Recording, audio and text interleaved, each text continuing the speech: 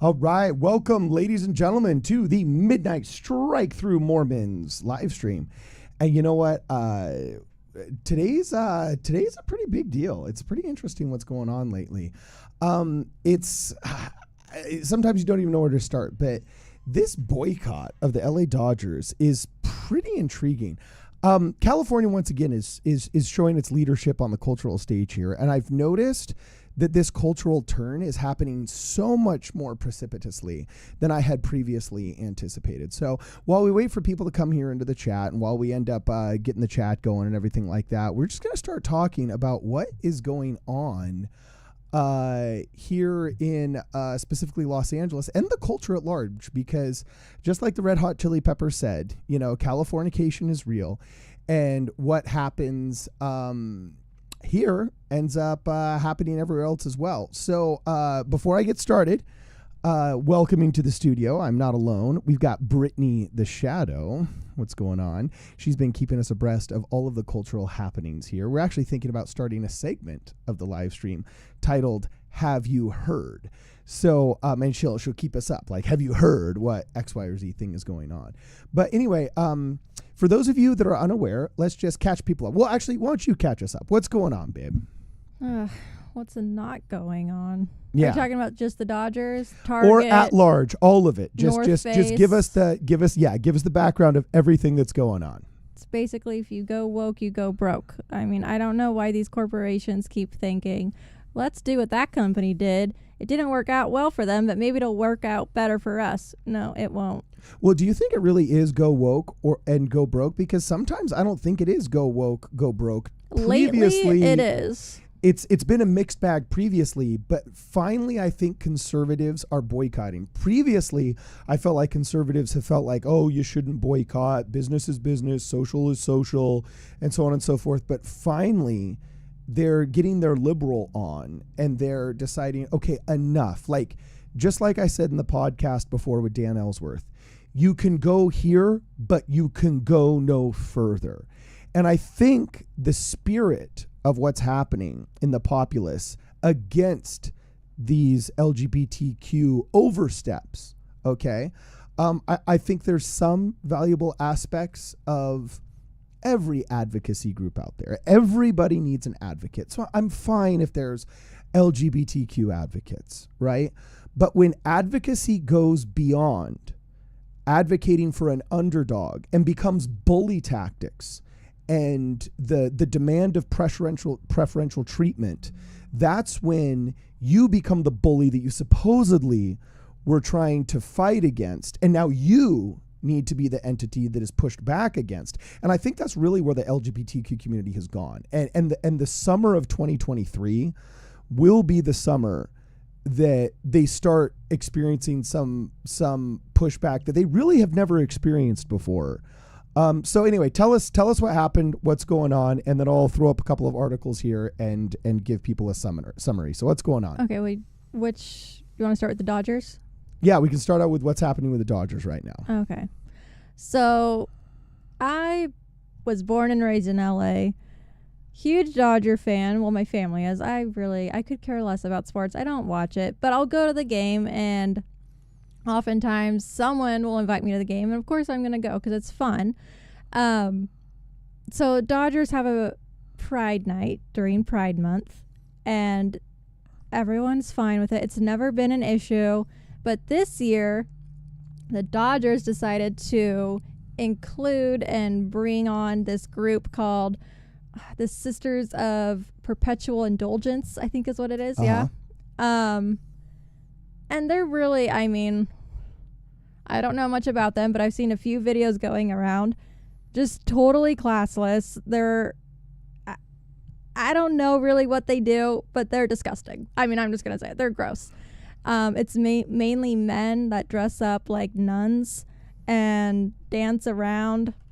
There's a video where it shows this man in the form of Christ on the cross, and this guy is like twerking all over him, right? I mean, You don't need to see the video to know that's disgusting, and it's making a mockery of Christians. So the Catholic Church got super angry at this group. Tons of people wrote in letters. I know personally a few people that wrote letters to the Dodgers. Did you want to bring those up, Carden? I put Yeah, them in the Discord. I was about going to say, just so that people kind of get an idea of how big this is, you got to understand.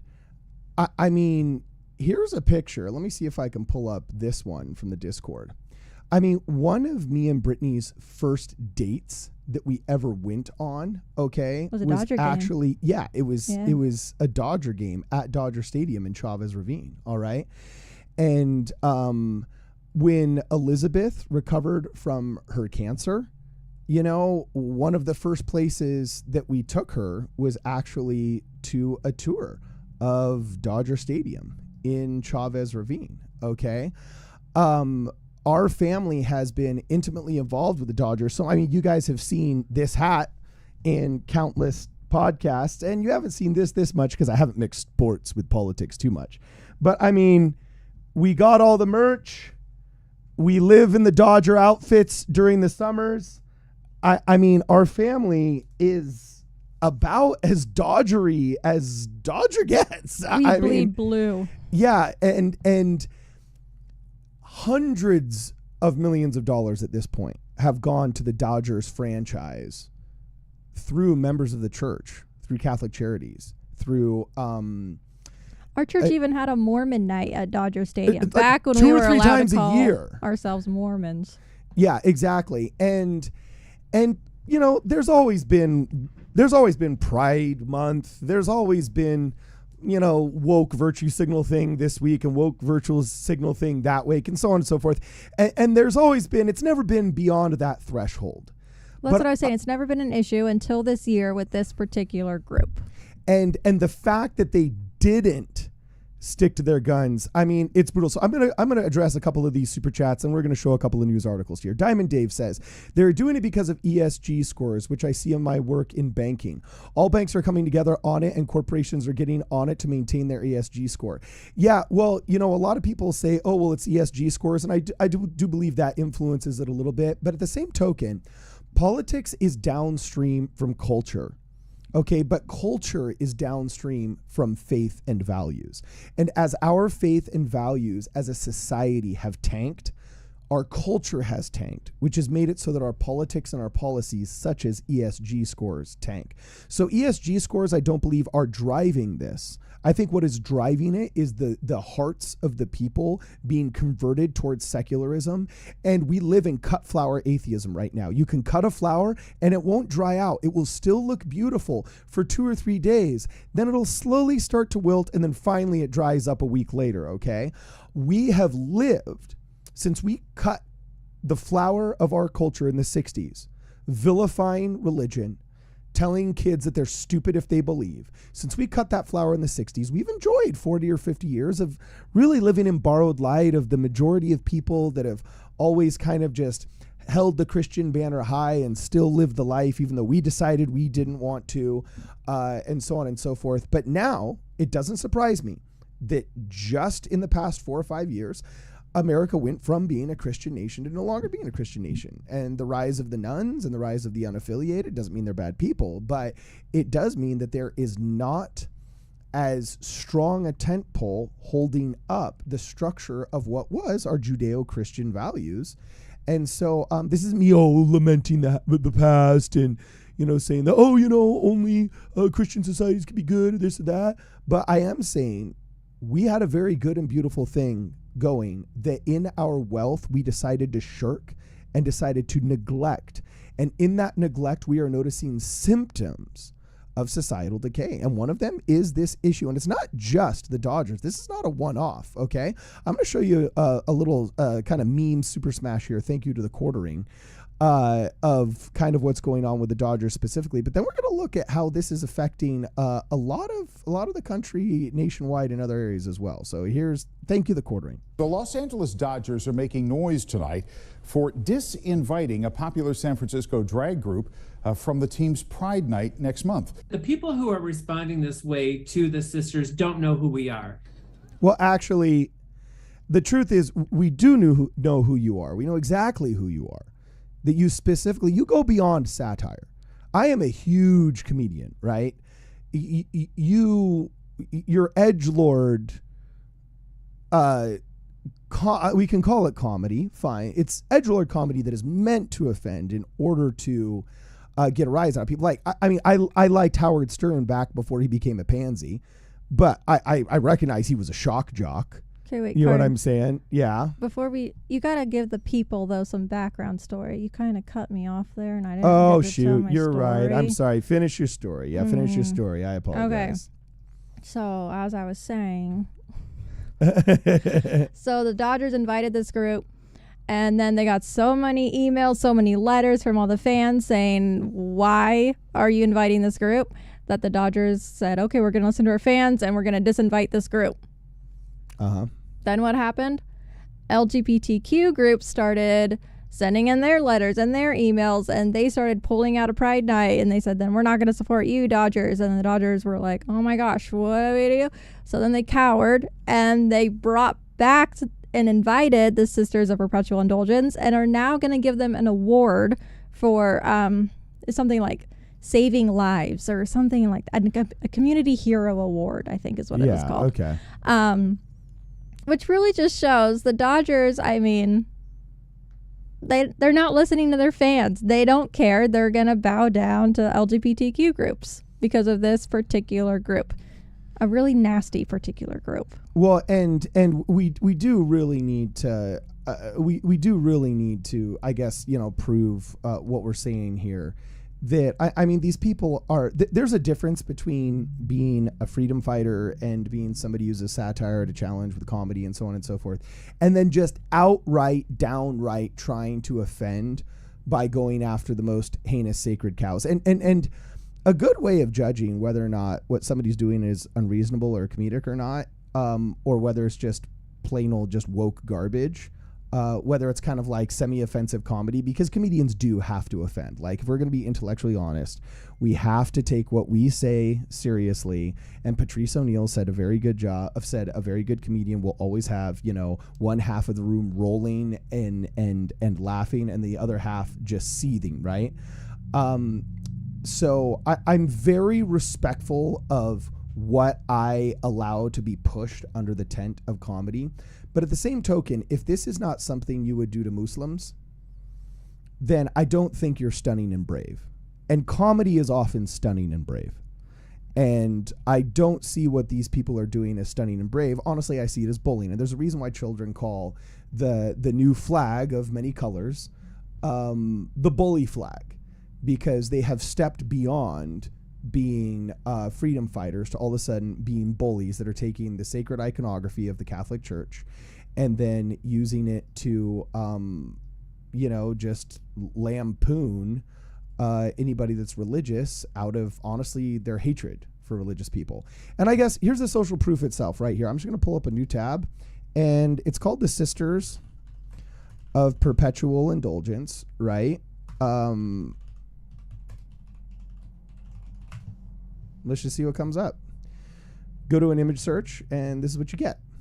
Okay, I mean, these are people that are specifically and purposefully taking the images of the Catholic Church, you know what I'm saying, and lampooning in a way that is wildly disrespectful, right? And so, of course, this offends some Catholics, and so they get it taken away for a minute, but then everybody goes crazy and starts calling them hateful and bigoted. Because that's the MO, and so now they give them back and they have to give a reward. So anyway, I'm just gonna play a really quick little meme here from the Quartering. Thank you to the Quartering. Let's see what's going on. Are you crying? People are reacting with hate, and it's just unfortunately very typical of the climate that we see today. Okay, now I'm gonna stop for a second there. Reacting with hate. Okay, this is why I think this is an interesting turning point in the culture of the mainstream versus the marginalized. And I guess what I have to say on the subject is we're not in the 50s anymore. We're not in the 60s. We're not in the 90s anymore. And when you read the book Los de Abajo, or The Underdogs, it's a Mexican novel that tells about, you know, a group of freedom fighters that were going up against the establishment. And just like Pancho Villa was a revolutionary and had to fight the establishment in order to gain freedom for the peasants and the people, these freedom fighters, they fought the establishment, and then they became the establishment and ultimately became just as oppressive and evil as cruel as the establishment that they had replaced. Okay? And that's what I feel. I feel the tipping point with the LGBTQ community has gone there now. That now the LGBTQ community, so spoiled by its constant ability to say things like, oh, if you don't like me, you're hateful, that it has now gone past respectful dialogue into honestly disrespectful dialogue of now other marginalized groups. Because now that America is no longer a Christian nation, Christians are now the minority. And there's not a corporation in America that doesn't feel like it has to kowtow to the LGBTQ community and change its logo and offer unique products and unique packaging and then unique mission statements and so on and so forth. Even though they do none of this crap in Mexico, none of this crap in Dubai, none of this crap in China, none of this crap in any of their multinational logos for anything outside of the United States. Here, they all have these big mission statements and they all have to end up changing their logos. And so you really do have to ask yourself, well, who is the marginalized here? I could go in and I could be fired tomorrow from my job. And guess what? I would have to come home and I'd have to tell my wife, hey, babe, unfortunately, I was just fired. And there's no recourse. I'm a white Christian male. I'm what's wrong with society. Meanwhile, these people can literally take the most sacred held beliefs of one of the largest left Christian denominations in America that has not been leading pogroms against these people and has not been engaged in hateful rhetoric, okay? They've been trying to peacefully justify 2,000-year-old scripture and translate it into a modern era, yes. But to call this hate, see, that is people are getting tired of having this stuff shoved down their throats. And then when you say it's hate, when you're the one doing the shoving, that really pisses off the victim. And so the question is, have we reached that turning point like they did in Los de Abajo? And I think they have. And I think we actually reached it several years ago, but people have only started kind of, in a proverbial sense, saying, okay, enough, just now. And it's not just with, the Dodgers. I mean, last week we all saw Target. You know, we talked about this in a podcast. What day was that, babe? When we did it, was that Tuesday's podcast? Might have been. I don't know. Okay, well, you sent a TikTok out that showed, you know, swimsuits and apparel targeted at teens, young adults, and children. Okay, people who are still in their formative years. This isn't just like, you know, an adult back corner behind some curtain that says 18 and up only. You know what I'm saying? It was right here, loud and proud, in front, having a lot of what was called pride stuff, but was, I think, beyond just pride for not fitting within the binary and being okay with that. Well, you know who designed all of their apparel, right? Oh, I heard something about this guy. Who was it? What was his name? I don't remember his name, but he's a self-proclaimed Satanist. Really? Yeah. Okay, I'm looking this up again. He made apparel that said like Satan loves pronouns or something like along those lines. Yeah, so here it is right here. I remember seeing a picture of this guy and like almost not being able to believe it, you know. But yeah, you're talking about the transgender designer Eric Carnell. Yeah, that was it. And yeah, they ended up having to pull his products, but yeah, this guy has definitely made a career out of saying that if you don't like his stuff, you're a hateful bigot. But like, how did that meeting go with Target? Like with their CEOs and their whole team, how did that meeting go when they said, you know, I have a great idea. This guy, Eric, you know, is a friend of a friend. He's a Satanist. I think he's going to design all of our apparel. What do you think? I don't know how that meeting went, but I can tell you how the next one's going to go, because look at this. Oh, they're already in meetings saying, dude, how do we correct this? We're going to turn out to be like Bud Light. That's on the news. There's already meetings. Like, they're freaking out. They've lost $9 billion in 1 week. And so this is why I say I think there's conservative grifters on the conservative side as well, talking about, oh, ESG scores as though it's communism, things like that. And yeah, I think ESG scores are bad. Okay. But it's just like at the end of Avatar. If you are offending Mother Nature herself and you have reached a point of evil where just the earth rejects you, you cannot stop the wave of those animals, you know what I'm saying, that are just coming at you. And if our society finally reaches a tipping point where they say, look, we want a soft landing for people that are born outside of the binary system that we enjoy and has kept our civilization going for 8,000 years. But that doesn't mean we vilify the binary. We learn how to simultaneously give a soft landing to any adults that don't fit and love them as fellow children of God, while simultaneously empowering the binary that, you know, helps produce kids and has given us a good Judeo-Christian society that's relatively peaceful and prosperous and so on and so forth. You can love and accept and tolerate those that feel different than you in your binary while simultaneously strengthening the binary. You can strengthen them and strengthen the binary.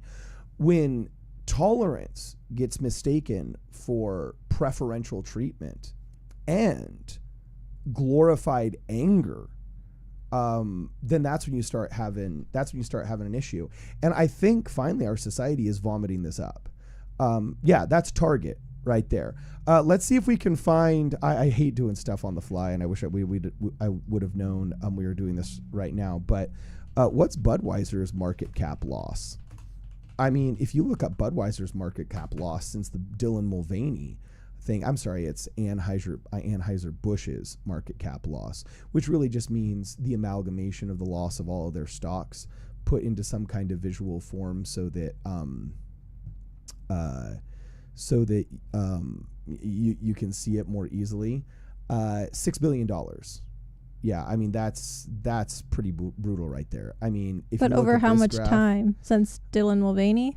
Yeah, basically. You know, Yeah. they had a dip there that was bad, all right, before, but then they recovered, and then boom, just look at this. I mean, well, this is just 5 days, you know what I'm saying? But we can go back into this, and we can look at how long has the Dylan Mulvaney thing been going on, Bim? Oof, 2 weeks? at least. Yeah. So, I mean, it's pretty brutal. Anyway, we're going to get to some super chats here. I apologize. I've been going. Jonah Barnes says, oh, no, sorry. Diamond Dave again says, oh, MP from Scripture Center reach out to me about partnering with them and wants me to tell you he says hi. MP. Who's MP? I don't know who MP is. Dang it.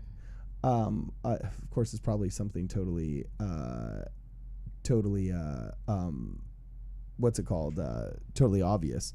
Anyway, will the Shadow shop at Target now? Oh, yeah. What are your opinions on Target? Have you joined the Target moms boycott or what? Okay, here are my thoughts on Target. Okay. I think Target has always been overrated. I rarely shop at Target, so it's an easy decision for me. Yeah, I don't shop at Target. I hardly went in there. Cardin can attest, I actually hate shopping. I think it's gross. What? I don't like shopping. I don't like spending money. I will say, if Trader Joe's ever pulls this kind of stuff, that's where I'm gonna. I don't know what I'm gonna have to do. Trader Joe's. Trader Joe's. Is that your? Trader Joe's is where I spend my money. Yeah. Well, I got to tell you, it's this one is unique, and part of the reason why I want to talk about it is usually we're very fun and kind of jovial and crazy in on this show, but this one, I don't know if it's just because it hits home a little bit more because the Dodgers are in our backyard, or if because now it's big time, like whoa, because this is what really showed me how intense this pushback is. Okay, this is actually a text message from a guy in our stake, okay, who used to spend literally tens of thousands of dollars a year sending kids to the Dodger game. I mean, there was a bunch of wealthy members in our stake who would, you know, pay for those that couldn't pay for the Dodger night. They'd buy up all the tickets. They'd call and they'd get deals with Dodger PR to fill some of the empty seats in the nosebleeds, you know. Members of our church and the Catholic Church have been dumping tons of money into the Dodgers in a way that I really don't think the LGBTQ community has. Like, they're going to lose a lot more fans than they gain, you know, and that's why I don't get what these companies are doing. Like, what is Coors doing, saying, oh, you're a bunch of misogynists if you think beer commercials with bikinis in it are funny or attractive? What's Bud Light doing, saying, oh yeah, frat boys and their binary humor and their cis humor are bad, when like that's your audience and has been for 50 years? And what's the Dodgers doing, saying, okay, we are going to vilify hardworking middle class, you know, semi to somewhat religious families, you know, for thinking that using iconography that honestly I can't even show on screen. Some of the things that Sisters of Perpetual Indulgence have done, I literally can't show on the screen. I've been trying to look for some pictures. It's gross. But yeah, I mean, like, no one cares if you're gay or lesbian. No one cares. Like, we're at the point, it's 2020. No one cares. But when you're purposely gross and disrespectful and making a mockery and going after like, yeah, that's where people are going to say, okay, enough is enough. Yeah. That's how I sum it up. Yeah. So anyway, this is a text message that we got from world's biggest Dodger fan. I'm not kidding you. It says, I love the Dodgers. And this was sent straight to Dodgers PR. Okay. It literally says, I have loved the Dodgers. I've spent a great deal of money over decades supporting the Dodgers. By the way, that is an understatement. We are talking to the tune of 6 figures spent on the Dodgers. Okay. Who knows? Could be 7 with the philanthropy involved. I'm bringing my entire family, 19 of us, to a game this summer. We live outside of California. I fly a Dodgers flag on my flagpole, okay? And my license plate is boom. And it was a play on words of the Dodgers that is obviously from Los Angeles. Even paid for the, the license plate, the personalized license plate that has the Dodgers logo on it. But it might be the last time I spend money on my beloved team or fly the Dodger flag if you continue to support and honor organizations such as the Sisters of Perpetual Indulgence. Do you realize what they stand for? Do you realize what they do and have done? What are the Dodgers thinking? Why would you honor an offensive hate group? And actually, I really appreciate that this person did this and called them a hate group, because the LGBTQ community needs to realize that it has become exactly what it fought against in the 60s. That the Stonewall rioters would be rolling in their graves right now if they could see what the LGBTQ community has become. The LGBTQ community has become, full stop, an anti-Christian, anti-religious hate group. And that's not individuals, okay? There are individual LGBTQ people that are beloved. We have many members of our church that are gay, that are same-sex attracted, that are all of the above, okay? But the leadership of very specific organizations, and I do use nuance right now, there are good organizations, I feel, that are still part of the LGBTQ community, okay? Many of their leaders stray into this area privately, and I think that they need to have a hard look in the mirror if they want to continue bearing the title of people like me that still think they're good. Okay, I've had friends that have volunteered with the Trevor Project. Nobody should ever self-cancel for anything that God created in them. Okay, Rainbow Road does really great work. Nobody should be, I don't think anybody should be the result of state-sanctioned violence for physical desires that have been planted in them by God. Okay, nobody thinks that you are evil for the simple being of gay or homosexual, okay? Whatever you want to call it, whatever you believe is your proper term, okay? But I do think it's improper for there to be state-sanctioned violence, and the Rainbow Road actually does a really good job of getting people visas and getting people export papers out of countries that will state-sanctioned violence against them, okay? So those kind of organizations, as long as they don't veer into what the Sisters of Perpetual Indulgence are doing, and again, I have to go down here and I have to preview the pictures and just make sure that we're looking at pictures that are like ones that I can show on YouTube without being in violation of some of the community guidelines, but yeah, this is basically an anti-Catholic hate group. If like, you can't market yourself in the way that they've marketed themselves and then not bear the consequences of being called an anti-Catholic hate group when this is literally your mantra. And by the way, this isn't Halloween, just joking around that like I'm a nun. They specifically will like bathe in blood guys that are ripped, and have them represent the Christ, and then make sexual innuendo jokes on posters that, like, I probably can't even say right now. It would get flagged by the FCC for sure if we were on live radio. So when you go that far, you've just lost me, right? Let me see. I got a comment here. Jordan Tanner says, Cardin, you said nobody thinks you're evil because you're gay. Some Christian denominations do, actually, and Desnat types do. First off, I call BS. First off, okay, well, let me backtrack that. Yes, there are some very minor organizations that have gone too far in their denunciation of gayness, but they have been wholly put in place in our society, and they have no relevance in our culture.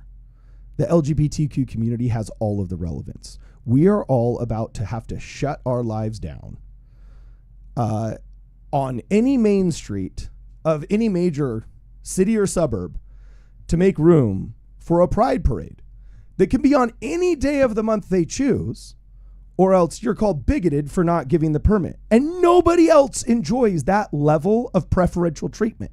The founding fathers of our country had birthdays so close together that they get one day, President's Day. George Washington, a man who gave up tyrannical control of North America and could have been our first monarch, literally gave the keys to the kingdom back to Congress, okay? And I think it's John Adams and Thomas Jefferson had birthdays close enough to him that we ended up just calling it President's Day. We celebrate like 5 people's birthdays for President's Day, or maybe it's 3 of our first president's birthdays for President's Day. So George Washington gets 1/3 of a day. Civil rights come along, and now we're starting to give out individual days. Martin Luther King, he gets his own day. Okay, that's cool, fine. President's Day, it's 1/3 of a day. Martin Luther King Day, okay, that's one day. You know what I'm saying? But now gay pride comes along. Everyone, think about the weekend coming up, Memorial Day weekend. Everyone that's ever died in service of our country all get lopped into one weekend. Yeah. All the poor veterans, they get 1/5 millionth of a day. You know what I'm saying? The founding fathers get 1/5 of a day. Martin Luther King, he gets one whole day. But Pride Month, it's literally a month. And if you don't celebrate Memorial Day, like I have a ton of Latino customers. They're great citizens in our society and things like that. But Memorial Day for them does not ring as true because, you know, they're not American. So sometimes they'll ask and they'll say, oh, can we work that day? Like, do you have hours for us? And sometimes, you know, if there's an emergency call in or whatever, oftentimes they're the first to sign up and say they want to work because, you know, it doesn't as emotionally resonate with them. Okay. Which is understandable. You know, Cinco de Mayo more emotionally resonates with them. So great. We all share Christmas. So fine. Okay. But, the veterans that died for our country get Veterans Day and Memorial Day. The people that founded our freedoms get, 1/5 of a day. Martin Luther King gets, 1 full day. I mean, finally, when the Inuit Indians get their due, it's going to be what? Inuit Indian trimester? Like, I don't know. We're running out of time periods to give out. But Jonah Barnes says the worst victims are the awesome gay people who are represented so perversely by these hateful idiots. Yes. And at some point, we really do actually just have to call it what is it is. It's becoming a hate group, and that's where I think people are starting to naturally feel that something's not right here. There was actually a really interesting tweet that was put up by because I mean, going off Jonah's super chat, okay. We all have friends and family that are gay. We all love that. Like, yeah, it's a nothing burger. Like, it's, you're gay, I'm straight. Cool. Yeah. It's just, I don't know. Maybe. Are you good at basketball? Because we're starting a basketball team and it's going to be 3-on-3. Can you do a good chest pass and a 3-pointer? Yeah. You know, like nobody cares. And that's not to disrespect the sacrifices in previous generations that people made at a time when people did care more in a way that was ungodly. Okay. Or in other countries where it's Yes. still not okay. But that's not in America. Like, yeah, and I just put this tweet out, okay, that we need to stop letting them steal words. And at this point, marginalized is now on the list of stolen words, in my opinion. Okay. This is actually put out by our friend Jacob Hansen here over at Thoughtful Faith. And it's a meme and it is kind of funny, but like this is what we're calling marginalized right now. Marginalized. Literally, there's not a major corporation in America that doesn't change its logo for Pride Month. And, you know, we're supposed to say, well, marginalized. And it's like, marginalized by whom? You know, and what? And in the tweet that I just put out recently, I said, you cannot let them hold your humanity hostage. The number one thing that woke scolds and progmos do is they try and hold your humanity hostage. You say, oh, well, you don't love these children of God for the thing that God instilled in them, unless you believe in X. And X is generally a proto-Marxist, communist, or socially progressive, also known as socially degenerative or cruel, takeover of something that generally held value in our social fabric, okay? And the Dodgers held value in our social fabric here in Los Angeles. You could meet anybody of any stripe. I love playing baseball with Latinos, and our mutual love for the Dodgers, on any Friday night, you could go to any baseball field in Los Angeles and you're wearing a Dodger outfit, you know what I'm saying? And you want to play them like, hey, yeah, Los Dodgers, you know? And it's so funny that now they actually make shirts that say Los Dodgers. They don't have the G in it. Los you know what I'm Dodgers. saying? And it was a beautiful thing that made the Latino community and I don't even want to call them white because there's no more white community in Los Angeles. We're the minority, you know. And what does white mean? I'm half Slavic, and supposedly that's a minority as well, you know. So, but it made all communities come together, okay? And now that's getting taken from us because these people can't get over their hatred for the Catholic Church. So I think I kind of feel like society in general is kind of at this point where it's saying, you know what? The mainstream has gotten over its reservation about you.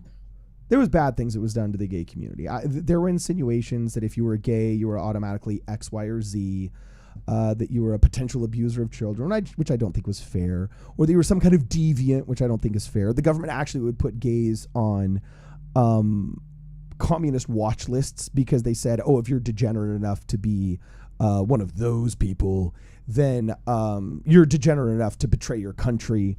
And I think you can be gay and responsible. You can be gay and ethical. You can be gay and you can be a patriot. Okay. Those things were unfair. But I mean, all of these things legislatively have been put to rest a really long time ago. And I mean, how long's... There's not a state where you can actually deny any kind of housing, employment, or marriage rights to anybody that claims anything that's not heterosexual, okay? Without a doctor's note, it just has to be self-proclaimed. So like at what point do you just start saying, wait, no, now these people are getting preferential treatment? And that's where I think the pushback comes from. So anyway, got a couple more super chats we got to address here. The Incredible Rod of Iron. Thank you very much for the super chat, my man. And let me see. Diamond Dave says, only in America can you have a flag, corporate support, government support, and claim to be oppressed. Yes. And I don't say that to make a mockery. I want to tell these people, no, you are getting screwed. You are getting screwed by corporate America that is milking you for its ESG scores while destroying your relationship with other human beings. Let me tell you, when the crap hits the fan in your life, when you have some kind of crippling depression or when you have some kind of economic calamity, when your house gets burned up or something like that, it's not going to be corporate America that comes and makes sure you have a place to sleep at night. When you get in a car accident, you break your back, it's not going to be corporate America that pays for the Uber to get you home from the hospital. No, it's going to be your friends and your family. Dare I say, your fellow Dodger fans. And so if you allow corporate America... I liked that. You like that? Mm-hmm. Yeah. When you allow corporate America to give out ESG scores that incentivize hate groups against your Catholic friends to go beyond what is considered general, decent, PG to PG-13 comedy, okay, into what is literally just edgelord, borderline hate group. Like, I mean... You can't say every joke the Nazis made about Jews was just a joke when their iconography that preceded the big H word looked a lot like the iconography that the Sisters of Perpetual Indulgence are engaging in every year against Catholics in their pride parades. So I mean, you have to. It's a gray line. It's not a perfect red line, and it is a gray area. But it's a gray area. If I were an LGBTQ activist and I wanted to ensure some kind of amicable place in my society at large and participation in the social fabric for me and my gay brothers and sisters, I would not feel comfortable with what the Sisters of Perpetual Indulgence have done, and I would call it out. And unfortunately, I'm not seeing that. So anyway, got another super chat here. Thank you very much. Jonah Barnes says maybe in 20 years, LDS and Catholics will be the last holdouts of traditional values and will all be punk rock and rebellious and cool again. The kids aren't buying the bully flag. Dude, I got to tell you, California leads the charge, and in Prop 8, there was 2 organizations that said no to the changing of the definition of traditional marriage. Okay. Now, it was a defensive act for those that wanted to take away the 501c3 status of both the Catholic Church and the Church of Jesus Christ of Latter-day Saints in California. Mormons are generally very libertarian, and you do you, we'll do us, live and let live. As long as all of us just have our own space and our own time, we can smile at each other in the 4th of July parade and love this America that we all built together, like you do you. But the wording of that law would have taken away the 501c3 status of the church, so they fought back. And the they was really the Knights of Columbus, a Catholic organization, and the Church of Jesus Christ of Latter-day Saints. And we paid the price. I don't think there's any people in North America that have paid the price socially, financially, and politically more for their beliefs than members of the Catholic Church under the Knights of Columbus and members of the Church of Jesus Christ of Latter-day Saints, because the gay mafia came after them afterwards, hunted down all the people on the lists, boycotted all their businesses, vandalized the properties, etched hateful crap in their cars, and I was eyewitness to all of this. I mean, I lived it. So anybody that says that this is some kind of unimpeachable freedom fight is lying to themselves. But yeah, you're right. The Catholics and the Mormons in California are leading the charge again, this time against the Dodgers. But what's interesting is I'm seeing a level of pushback I've never seen before. Have you ever heard of the podcast, the Pints with Aquinas, Brittany? I have not. Look, I'm going to look this. All of the notes that I prepared for before the live stream, you know what I'm saying? Like, I'm not using them, and I'm looking up other stuff. But Pints with Aquinas is actually a Catholic podcast, I believe. And every once in a while I get recommended their stuff. Ever since we came back from the Holy Land, you know what I'm saying? Pints of Aquinas. Why do I want to keep saying that over and over? It's like, yeah. Pints of Aquinas. Well, I don't know. I like that. Look what they're doing. They're literally starting Reclaim the Month. Reclaim the month June from, I mean, reclaim the month. Like, whoa. And they're offering t-shirts, dude. Like, straight up t-shirts. Gosh, man, if I can see the merch these guys are putting up is nuts. They've got these t-shirts that literally say, like, we want, I'm going to find them here for you guys. They're like, we want to make, June, like the perpetual Heart of Christ month instead of Pride month. And so I'm going to see if I can find this really fast. Pints with Aquinas. That's one of what some people might consider as an advantage of being Catholic, that you still can imbibe and partake in. Talk about the pornography thing.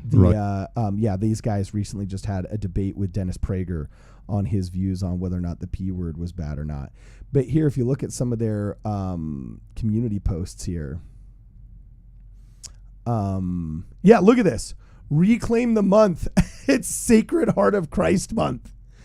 Like, dude, this is something you would not dream of having done in 2001.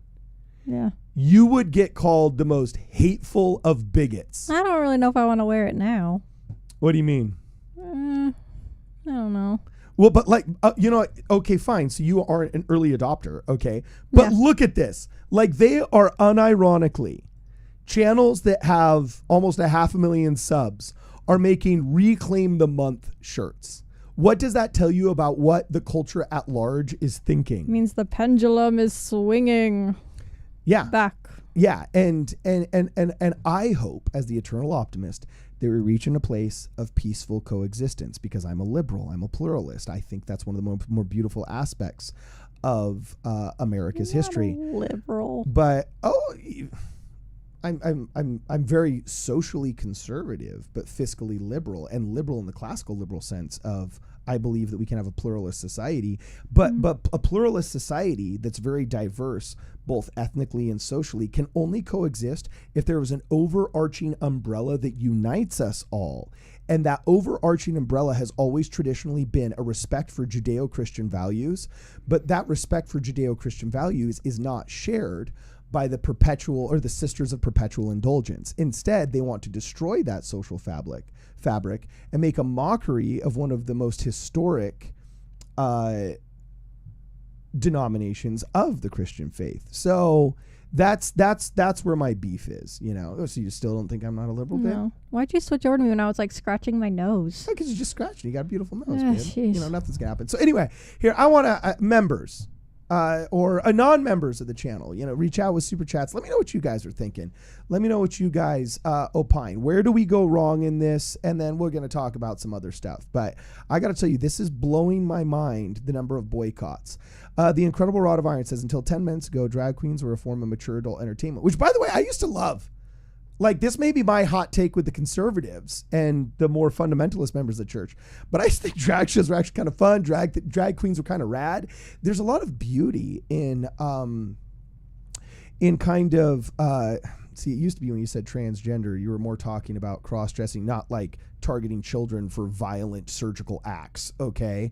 So there used to be a lot of beauty in some of the art that came out of the transgender community, especially the dance, like voguing. What? Yeah, voguing was kind of cool, and it never reached the mainstream. Dead drops, they'd have really interesting underground like break dance and dead drop shows down in LA that you could go to that were just like a wild form of dancing that nobody else does outside of the community. But what happened is, before they could show off that kind of interesting and fun underground form of art that has existed underground for such a long time, if they would have just stopped targeting children and not leaned into the meme of groomer, you know, then Maybe they should stop targeting women too. well, none of us care what adults do.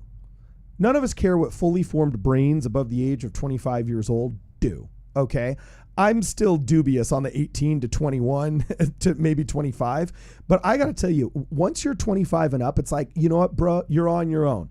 And for better or for worse, like, I will respect whatever decision you make. I don't care, you know, barring some kind of obvious, like, you know, mental illness or birth anomaly or something like that.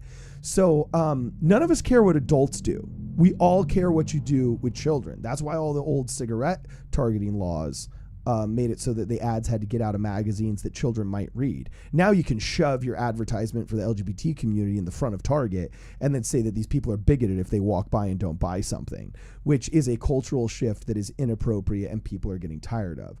So yeah, the Incredible Rod of Iron says, until 10 minutes ago, drag queens were a form of mature adult entertainment, which yes, it was. It was reserved for adults. Okay. No one would ever think of showing The Birdcage at a Dodger movie night. What's The Birdcage? Wait, what? It's a movie. I don't remember that one. Okay, we'll watch it later. Oh, okay, cool. It's like, whoa, snap. So anyway, yeah. So let us know what you what you guys think, because yeah, I really think when they leaned into the meme of going after the kids instead of making it kind of like a fun adult thing. It's okay to lean into the meme of it's not perverse, it's liberated. And actually, I'm kind of fine with the double entendre and the double meaning words and all of that parody. I'm down with satire and I'm down with parody, but like that really only goes so far. And I think all of us can agree that the Sisters of Perpetual Indulgence went too far on that. And I hope that with what's happened to Coors, what's happened to Budweiser, what's happened to the Sisters of Perpetual Indulgence, these corporations will realize the ESG score isn't worth it because people, they just lose interest. And so here's my question, babe. Mm-hmm. Have you ever engaged in a boycott in your life? I don't know if I've ever done a full-on boycott. Yeah, most social conservatives, if they want to call themselves that, really haven't. And so what I was hoping to talk about in this live stream before I veered verbose was, what role do boycotts have in our society as conservatives? I think we have to start engaging in them. There's 16 million members of the church. There's at least, 5 million of us in North America? People don't realize it, but members of the Church of Jesus Christ of Latter-day Saints, if they voted cohesively, would be the third largest voting bloc in America. There would be like WASPs, African Americans, and then members of our church. We would run the show in the Western United States of America if we would vote cohesively.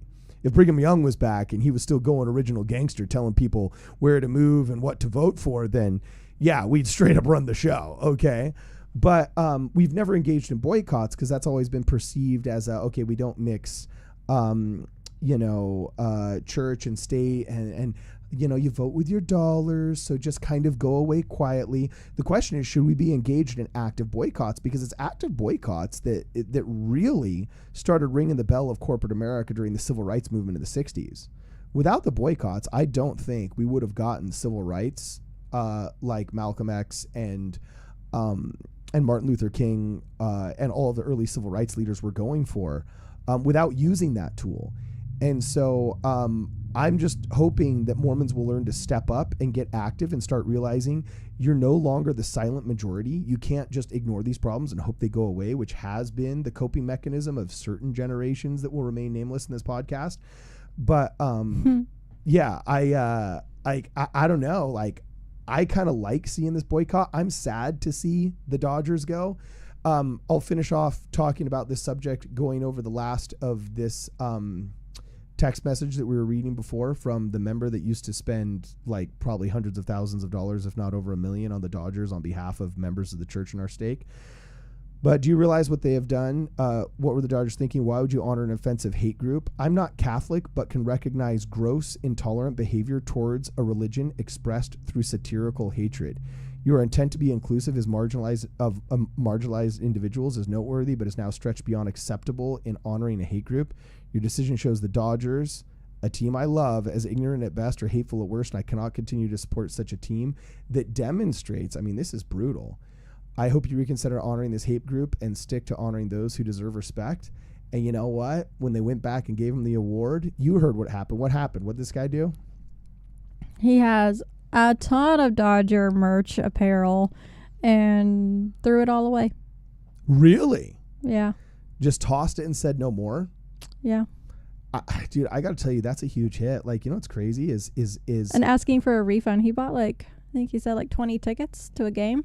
Yeah, and he's asking for a refund. I don't know if he'll get the refund, but people don't realize, okay, they ruined Star Wars when Star Wars decided to go woke and Rian Johnson wanted to make fun of Star Wars fans. I don't know. I still like Star Wars. Yeah, okay, you do, but you weren't the big, fat, overweight, middle-aged Gen Xer that grew up on Star Wars, loved it, and would go cosplay at Star Wars conventions every weekend all over the United States of America as a personal hobby for years. Do you know how many of those guys I've met that have said, yeah, it sucks now, I don't want to go? My father can't stand watching watching the NBA now. He's the world's biggest NBA fan. Phil Jackson, the beloved LA Lakers coach for who knows how many years, can't even stand watching it anymore. And Major League Baseball was always kind of a little bit preserved from the woke nonsense. Okay, but now they're going full bore. The same week Target went full bore, the same week the North Face went full bore. It's like, at what point do they stop saying we hate our customers? You know what sport we should all get into? So what? Since all the sports are woke. What? Pickleball? No. Horse racing. I think that'd be fun. Oh, really? Yeah, get all dressed up with the big hat. I mean, it's betting, so maybe that's a gray area for people. I don't know, but I would totally be into horse racing. Really? What do you like about horse racing? Well, A, I love horses. Okay. B, I like dressing up. Okay. Seems like a no-brainer. Yeah, okay. Well, what's the dress up for the racetrack? Like the old 1920s big bonnet hats or what? You have to be dressy. You never seen it? No, well, I don't know what's proper Audrey attire. Hepburn in what's that movie? My Fair Lady. Okay. She has the big hat, slanted hat. You're wearing dresses. Okay. Heels. You would love it. Oh, really? Is it appropriate? Well, isn't there like dirt around? Wouldn't you like mess it up? Maybe some No, nice, you're, like, tasteful espadrille wedges or something? Yeah, you're like in the stands. I don't know. I think horse racing looks pretty cool, and I don't think it's woke yet. Okay, so proper attire for horse racing. I'm going to Google this right now. We're going to see what comes up. This is proper attire, according to the Google, which never lies. You know what I'm saying? The Google. This is, yeah, I like putting the article of the in front of like the interwebs and Google and things like that. So this is what Google says. Although far from compulsory in all enclosures, smart dress is the accepted dress code for race goers. I don't know what smart dress means, but I don't know either. Trainers and shorts are widely regarded as unacceptable, though not forbidden in some enclosures or at some meetings. Oh, interesting. So I'm just going to do a quick little image search here. Google image search like horse racing spectators. Horse racing spectators. Yeah, see it. Okay. Oh, well, here's a picture right here. I feel like you're trying to prove me wrong. I'm not trying to prove you wrong. You have to dress up. Okay, so what to wear to a horse race? Oh, is this you? That's what I'm talking about. It just looks fun. When in your life are you ever going to wear a hat like that? Oh, and look, this girl looks beautiful. That's what I'm talking about. Okay, so we got to get into horse racing. Mm-hmm. Okay, now this is a rich man's. Oh, that is a very classy outfit. Oh man, if I can buy you that, then I think it's Gucci. But anyway, yeah, if you'll wear that to horse racing, I'll take you. Yeah, that looked like Mila Kunis in what was that movie where she had that really cool black dress with a big gold belt over the pencil skirt and the black heels. Dude, I don't know. Oh, come on. She played the magazine's co-editor or something. I don't remember. It was a rom-com I watched with you. Are you talking about Devil Wears Prada with Anne Hathaway? No, not Anne Hathaway. No, it was Mila Kunis, and she was faking that she was the editor of a magazine by sitting in the magazine editor's office when the documentary filmmaker came to meet her. Oh, help me out, chat. Help me out here. I don't know. I don't know any Mila Kunis movies. Mila Kunis movies? Oh, well, she was in a popular Mormon flick that the only one I know McLean is Nelson Black directed. Swan. Okay, yeah. Ooh, that one looks. I just saw the scene. Do you know who Mila Kunis is? Yes, I know who Mila Kunis is. Yes. Ashton Kutcher's wife? Yeah, exactly. Ashton Kutcher's wife. She was in a movie that we watched together because I don't know. Yeah, so anyway, Rex Good says Brittany would look awesome dressed like a British royal at a horse race. That's what I'm talking about, Rex. Yes. Yeah, dude, yes, Rex I would. Good. I know you're always talking about Rex Good whenever we're talking. Be honest. He's in your top 3. Yeah. You know what I'm saying? Yeah, he's in your top 3. So, okay, cool. So, look, we're over this. We're over this negative subject. We're sticking up for our friends in the Catholic Church that are getting dunked on by what we believe is, for all intents and purposes, acts like an anti-Catholic hate group. I'm willing to accept the idea that it's edgelord comedy. But when it's coming from a group that would never dare do that against Muslims, I don't think it's more than just religious. I mean, that's anything that can be swept under the rug is just religious satire. So anyway, let me go over some of these comments from the members here. All right, Danny Gray says based. All right, and boycott drag. Well, let's be very specific. Let's not boycott drag. Drag can actually quite be fun for those that are willing to engage in it. I'm actually personal friends with some drag queens. Let's boycott anything that does not represent it as adult entertainment, okay, that's consensual amongst responsible adults that are behaving responsibly and not hurting others. But let's not masquerade as people that demand religious tolerance when it's over there for that preferential group that we give treatment to because they're part of our coalition, and then not for those people over there. We demand intellectual honesty on this show. So, yeah, I wouldn't say boycott drag, but let's boycott definitely this family-friendly drag show thing, which is always a farce, okay? It's never family-friendly, okay? If we can't show it on YouTube without flagging the YouTube community guidelines, okay, as what it is, then it's not family friendly. And we can't do what these people do at those family friendly drag shows and show it on YouTube without it getting flagged. So let's not play games. And the average person viewing this now sees that it's no longer a celebration of pride, but it is inappropriateness, especially in front of children, that's getting shoved in their faces.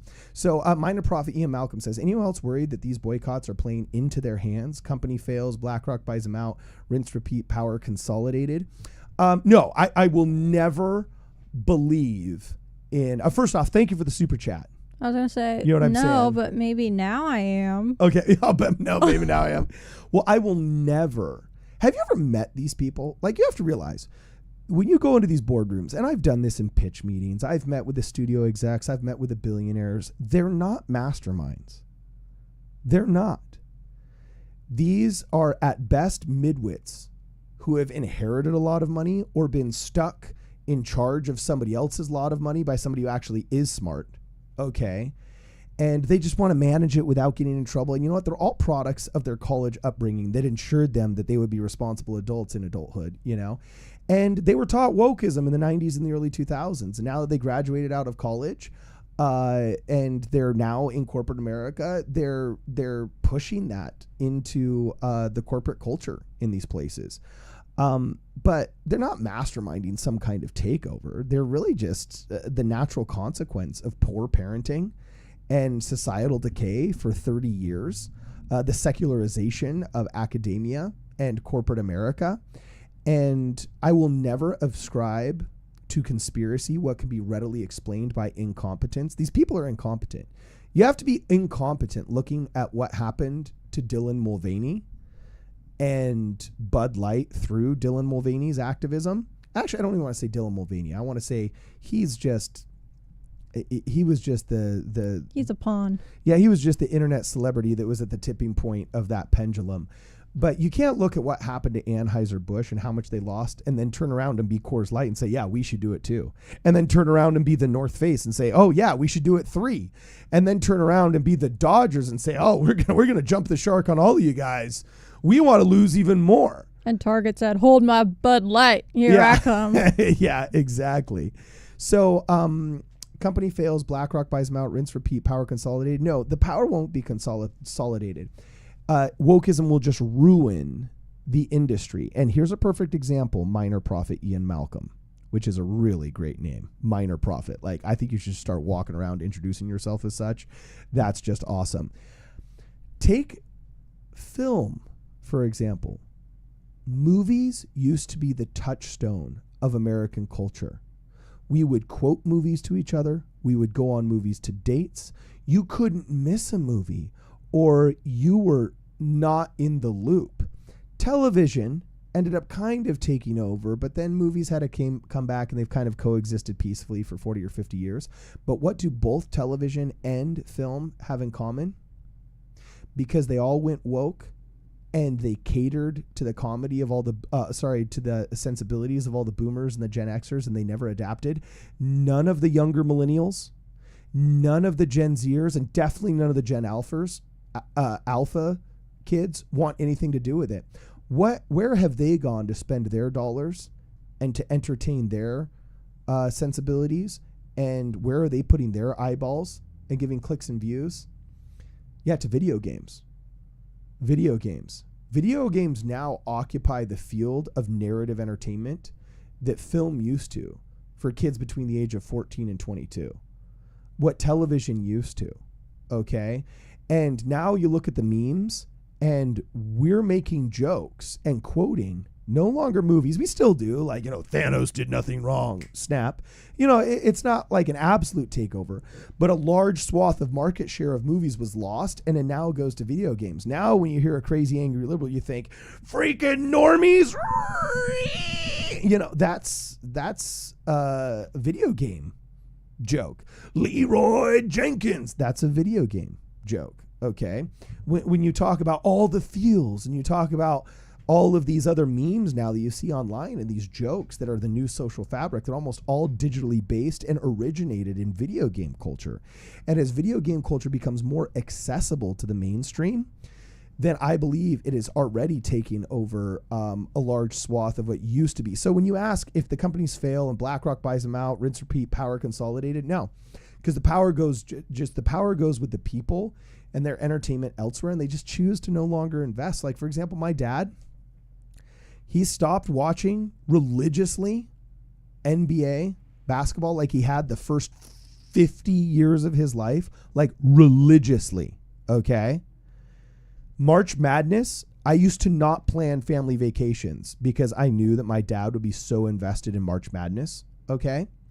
What does he do now? He's actually found a renewed interest in guns, and we spend more time on the range, buying guns, fixing guns, cleaning guns, trying out new guns, going to little gun shows, things like that. So the money that he used to spend on the Lakers and the Utah Jazz, and he used to spend on the Clippers and things like that, they've gone elsewhere. They've gone into now his newfound gun hobby.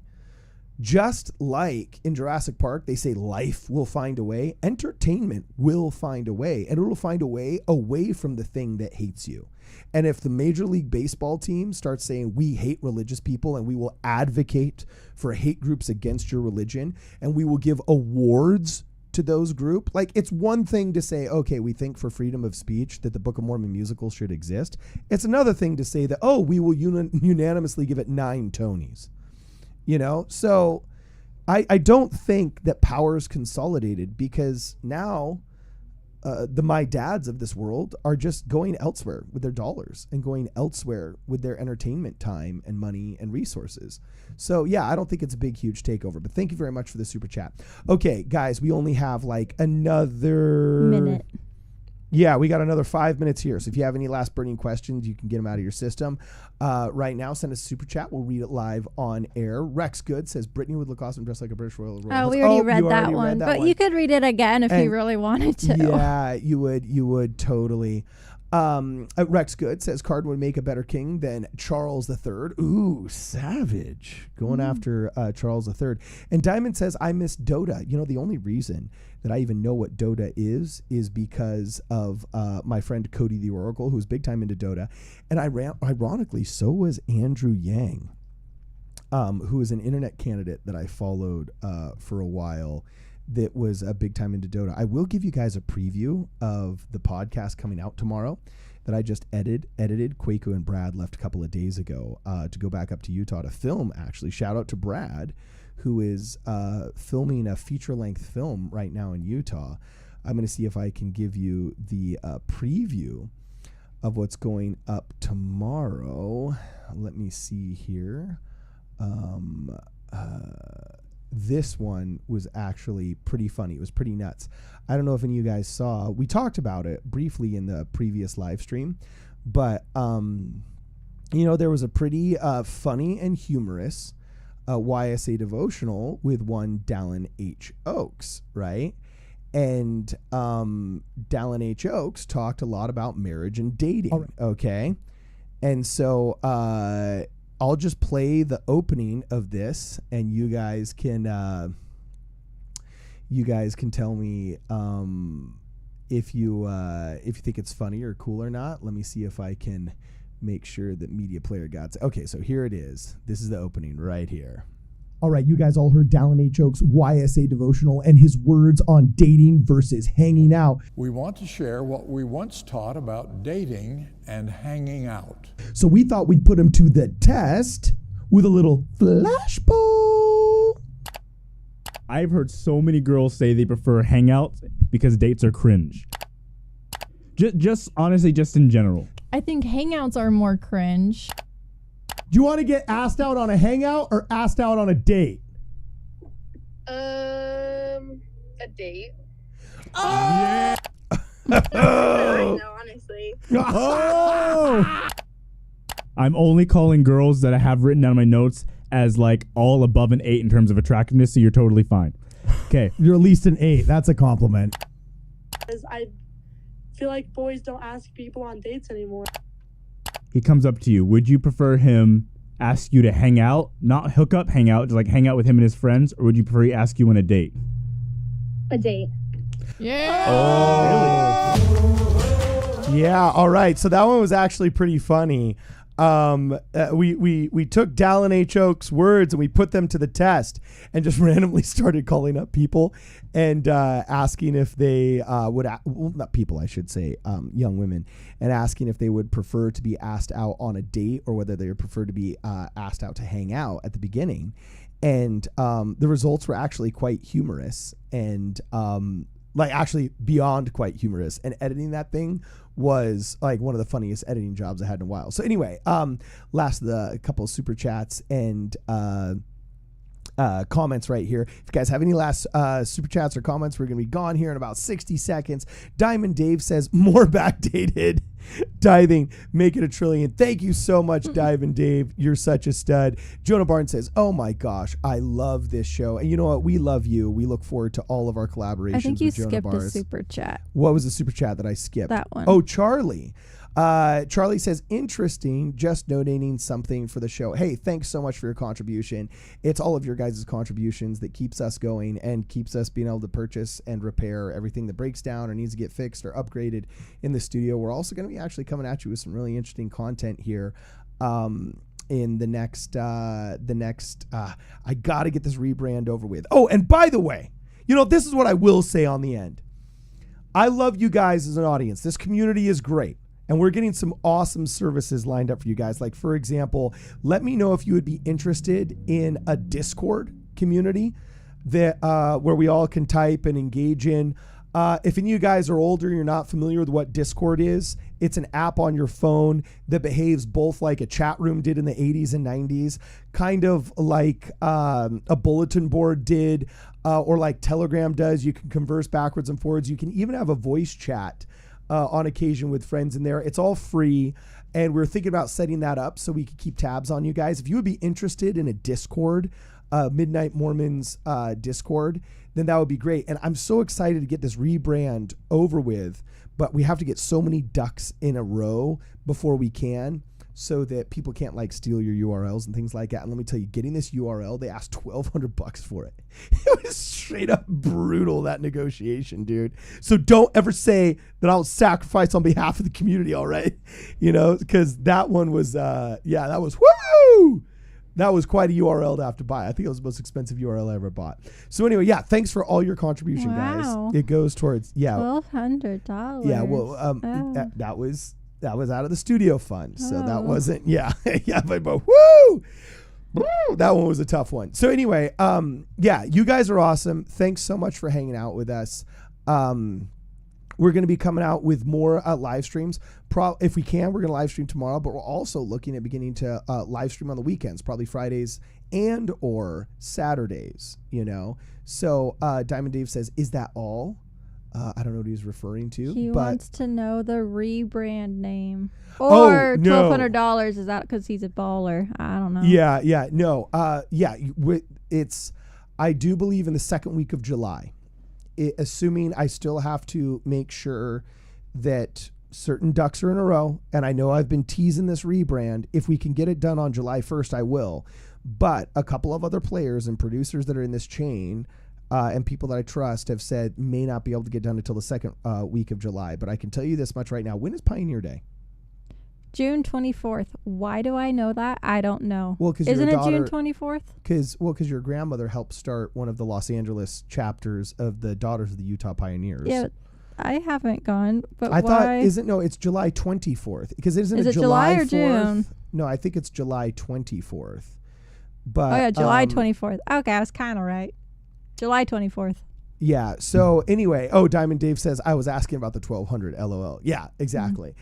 So anyway, well, it was a 2word.com. So, obviously it's going to be in rarefied air and it's going to cost a pretty penny, but it will be worth it because we're going to be able to have short form documentaries. I want to start doing a really cool, interesting interview series called Awesome Old People, where we just interview some of the oldest people that we can find, and they tell the coolest stories. One of the first ones is going to be a guy in our ward named George Miller, who was John F. Kennedy's audio-visual guy in the White House in the early 60s.